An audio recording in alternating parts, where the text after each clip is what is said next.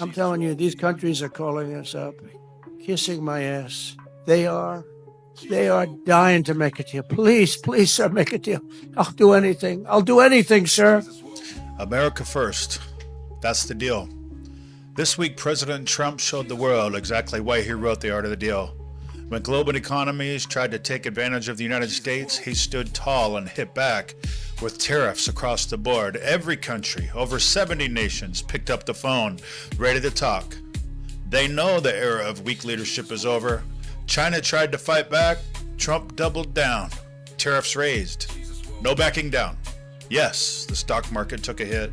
But guess what? China's market's hurting even more. That's leverage. That's leadership. That's Trump.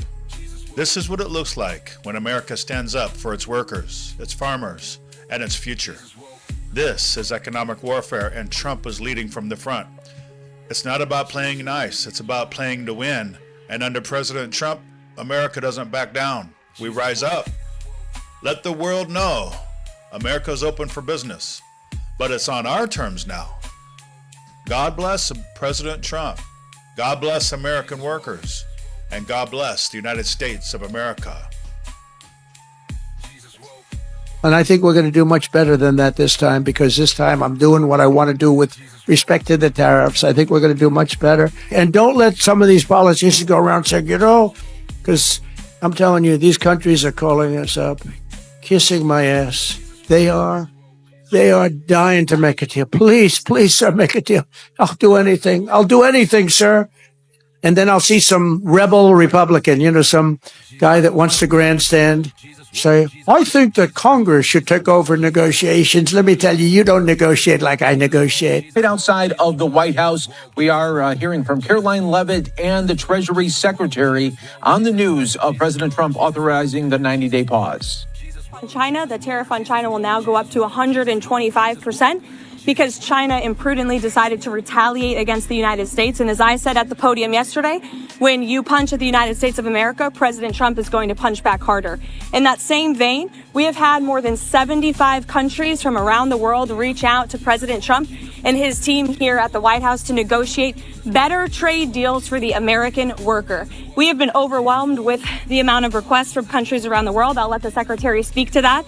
We will continue with the tailor-made negotiations that I spoke about yesterday. In the meantime, there will be a 90-day pause on the reciprocal tariffs as these negotiations are ongoing, and the tariff level will be brought down to a universal 10% tariff. The Secretary here has been a huge part of the President's trade team, of course, and will continue to lead these negotiations moving forward to look out for the American worker, which is always President Trump's goal. So I'll kick it over to our great Treasury Secretary, Scott Bessent. Thank you.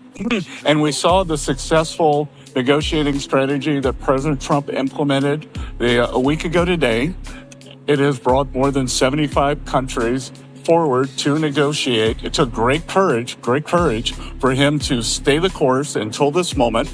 And what we have ended up with here, as I told everyone a week ago, they're in this very spot, do not retaliate and you will be rewarded.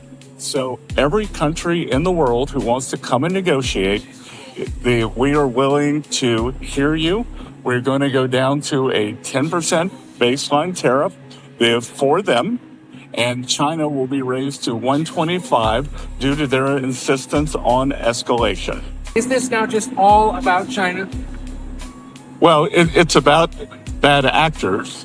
And what we will see is some of the very early countries are China's neighbors that we're going to see. I'm seeing Vietnam today. Japan's at the front of the queue. South Korea, India. So we will see. And as I've repeatedly said, and President Trump has been saying it for years, China is the most imbalanced economy in the history of the modern world, and they are the biggest source of the U.S. trade problems. And indeed, they are problems for the rest of the world, because what we've seen is that as the U.S. announced the tariff wall last week, many of those goods have already started flooding into Europe. So as you see it now, this trade war is China versus the rest of the world. Well, I'm not calling it a trade war, but I'm saying that China has escalated And President Trump responded very courageously to that.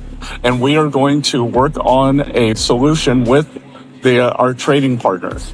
Many of you in the media clearly missed the art of the deal. You clearly failed to see what President Trump is doing here. You tried to say that the rest of the world would be moved closer to China when in fact we've seen the opposite effect. The entire world is calling the United States of America, not China, because they need our markets, they need our consumers, and they need this president in the Oval Office to talk to them. And that's exactly why more than 75 countries have called, because the United States of America is the best place in the world to do business. And as the president has shown great courage, as the secretary has said, in choosing to retaliate against China even higher. No, again, President Trump created maximum negotiating leverage for himself, and which tariffs went into effect 15 hours ago. The ones that we have lowered went into effect a week ago. They were announced a week ago, and we have just been overwhelmed by the response from mostly our allies who want to come and negotiate in good faith. So we are expecting them to come with their best deal. As I said a week ago today, don't retaliate, hold your ground, let's see what happens. And China, they kept escalating, and now they have 125% tariffs that will be effective immediately. We've had more than 75 countries contact us, and I imagine after today there will be more. So it is just a processing problem. Each one of these solutions is going to be bespoke. It is going to take some time, and President Trump wants to be personally involved. So that's why we're getting the 90-day pause. Well, it's China's decision that we have the deficit with them. They sell us almost 5 times what we sell them. It signals that President Trump cares about trade and that we want to negotiate in good faith. And as I said, each one of these is going to be a separate, bespoke negotiation. So we are confident that having seen the other side of where this could go. And it was like I said last week, the market didn't understand those were maximum levels. The countries can think about those levels as they come to us to bring down their tariffs, their non-tariff trade barriers. We're going to discuss currency manipulation, subsidy of labor and industry.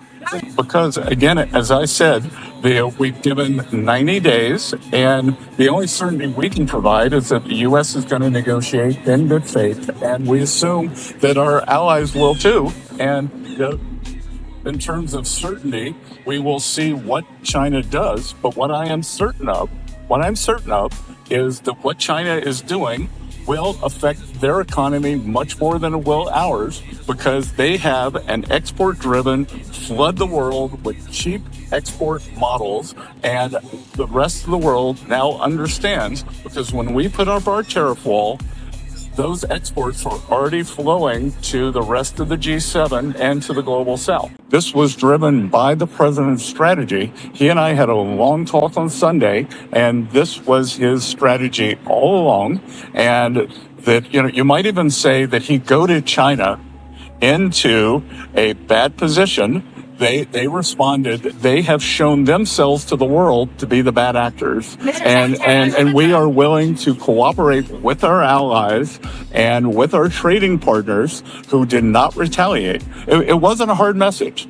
Don't retaliate. Things will turn out well. The secretary is obviously a very busy man. As he has said, he's had more than 75 countries that the trade team has to respond to. I'd just like to end with this. For decades, Republicans and Democrats have said that these unfair trade practices are ripping off the American people, are ripping off our country, but nobody has ever done anything to address it. We finally have a president here at the White House who is playing the long game, who is doing what is right for the American worker and our industries here at home, and he has put together a fantastic team in Secretary Bessent, Secretary Lustnick, the entire trade team who will be focusing on negotiating these good deals to put the American workers first, and we're going to get to work to do that. Thank you. Breaking news.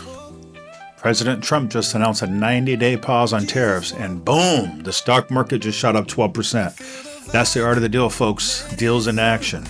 Pressure applied, leverage gained, and America wins. This is strategic leadership. This is Trump playing 4D chess while the rest of the world scrambles to keep up. Once again, America leads, the world follows. Now listen, while the world leaders are battling it out and the markets rise and fall, and there's a bigger kingdom we're building. One that doesn't shake when the stock market drops. One that isn't run by presidents or politicians, but by the King of Kings. We're not just watching history unfold. We're preparing for eternity. Because at the end of the day, it's not just about tariffs, deals, and headlines. It's about the souls, truth, and the kingdom of God. This is the kind of fire the world needs, and it starts with us. Let's build the kingdom. Can I get a witness? Can I get into it? In Revelation 3:20, the scripture says, "Behold, I stand at the door and knock. If any man hear my voice and open the door, I will come into him and will sup with him and he with me."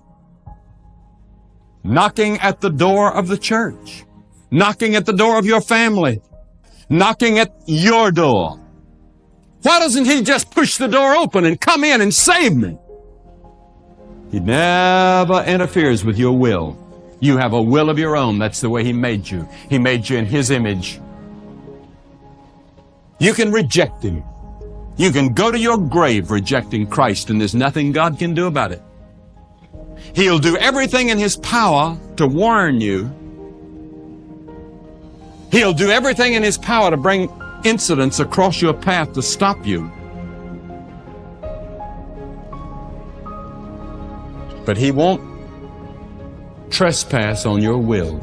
If you thought today's moves by President Trump were bold, wait till you see what happened when he set his sights on Greenland and the massive discovery beneath the Pyramid of Giza. It's not just history, it might be prophecy. Click the video coming up next. It's one you don't want to miss. Thank you for watching. God bless you. And as always, stay strong, stay sharp, stay kingdom-minded. We're Jesus woke.